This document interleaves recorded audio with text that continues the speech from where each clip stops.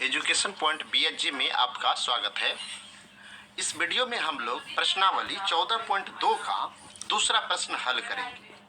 1 number का प्रश्न मैं पहले बना चुका हूँ, उसे हल कर चुका हूँ, इसलिए 2 नंबर का प्रश्न मैं इस वीडियो में सॉल्व कर रहा हूँ। अब देखिए इसमें क्या है, बहुलक निकालना है। आप एक चीज ध्यान रखेंगे, जब कभी आपको बहुलक निकालने के लिए कहा जाए किसी भी प्रश्न में, तो आपका प्रश्न तो दिया हुआ रहेगा। इस प्रकार से आपको 2 कॉलम प्रश्न में बना हुआ होगा। आप इस प्रकार से कॉलम चाहे तो बना भी सकते हैं या फिर नहीं भी बना सकते हैं। बिना बनाए यानी प्रश्न को देखकर आप सॉल्व कर सकते हैं। तो बहुलक निकालने के लिए सबसे पहले हमें किन चीज़ों की आवश्यकता होती है ये समझिए। सबसे पहले हमें बहुलक वर्ग निकालना पड़ता है। क्या निकालना पड़ता है? बहुलक वर्ग। बहुलक वर्ग निकालेंगे तभी हमसे बहुलक निकलेगा। बहुलक वर्ग बोल रहे हैं, ध्यान दीजिए क्या बोल रहे हैं, बहुलक वर्ग। अब बहुलक वर्ग देखिए निकलेगा कैसे, कहां से आप बहुलक वर्ग निकालेंगे? आपके प्रश्न में बारंबारता दिया हुआ है। बारंबारता में आप देख लीजिए सबसे अधिक बारंबारता कौन सा, देखिए ध्यान से, सबसे अधिक बारंबारता 61 है, सबसे अधिक बारंबारता है।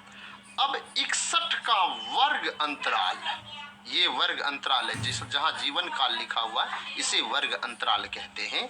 तो सबसे अधिक बारंबारता का जो वर्ग अंतराल होगा उसे ही बहुलक वर्ग कहेंगे। तो इसलिए यह बहुलक वर्ग हो गया। 60 से 80 क्या हो गया? बहुलक वर्ग। तो 60 से 80 हम यहाँ पर लिख देंगे, 60 से 80। क्लियर? यहाँ तक समझने में कोई दिक्कत है? अब देखिए इस बहुलक वर्ग से हम 2 चीज निकालेंगे। पहला L निकालेंगे, दूसरा H निकालेंगे।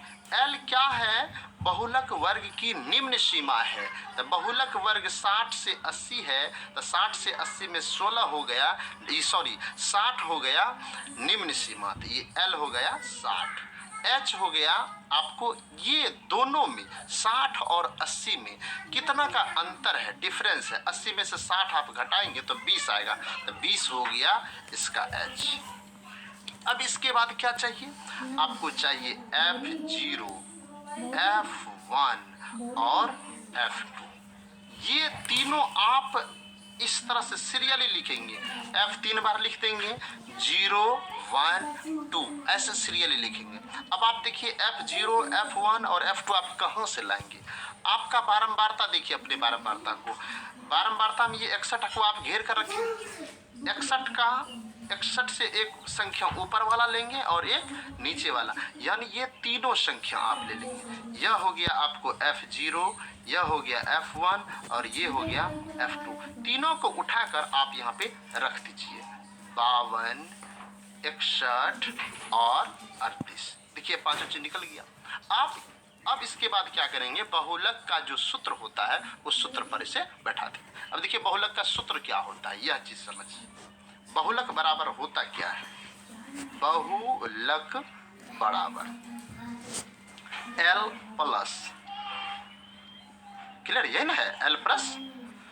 अब यहां लिखेंगे F1 minus F0, F1 minus F0।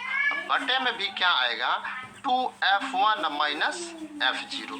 अब देखिए दोनों तो सेम है, सिर्फ यहाँ पे 2 लगा है। सूत्र याद करने का ट्रिक भी साथ ही बता रहे हैं। यहाँ देखिए ऊपर में भी F1 माइनस F0, नीचे भी F1 माइनस F0, यहाँ पे सिर्फ एक्स्ट्रा में 2 लगा है। यहाँ 2 लगा, अब यहाँ पे लगा देंगे माइनस F2। क्लियर हो गया? अब गुना H, इस सूत्र याद भी हो गया। अब देखिए इसी पर आप बैठाते जाइए, तुरंत सॉल्व हो जाएगा। L कितना है? अब आप देख लीजिए, L 60 है, देख रहे हैं यहाँ 60 है, तो L के जगह पर हम 60 लिख देंगे। क्लियर? अब F1 कितना है? F1 देख लीजिए 61 है, 61 लिखेंगे यहाँ पर, यहाँ पहले से बटे खींच देंगे, 61 माइनस F0 कितना है? 52। अब यहाँ पर देखिए 2 है तो 2 लिखेंगे। F1 कितना है? 61, तो 2 इंटू 61 हो गया। अब माइनस F0 कितना है? 52 है। अब माइनस F2 कितना है? 38 है, तो 38 लिख देंगे। बहुत इजी है बनाना। अब h कितना है, h दोनों में कितना का अंतर हुआ था 20, तो 20 लिख देंगे। यहाँ तक क्लियर? देखिए अभी तक कुछ नहीं किए, सिर्फ उसी को बैठा दिए हैं।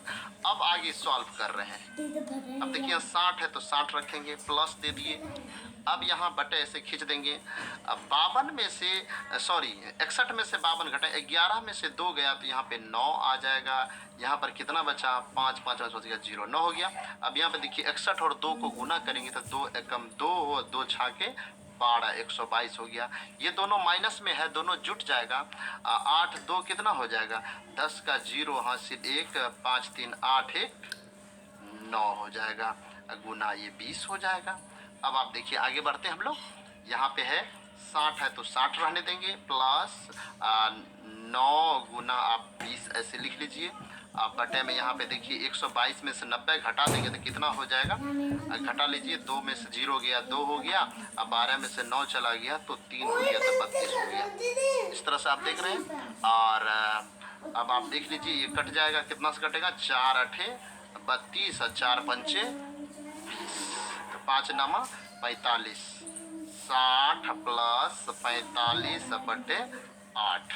अब आप देखिए इस कितना आएगा 60 प्लस, अब 45 में आप 8 से देंगे तो 8 पंचे 40 हो गया, 8 पंचे 40 हो जाएगा। 5 पर 0, 8 छाके 48, 8 छाके 48, फिर 8 दूनी 16, 8 पंचे 40, यानी आप भाग देकर देख लेंगे तो ये हो जाएगा 60 प्लस 5.625। इसको आप जोड़ेंगे तो 60 5 कितना हो गया 65.625। ये आपका राइट आंसर होगा।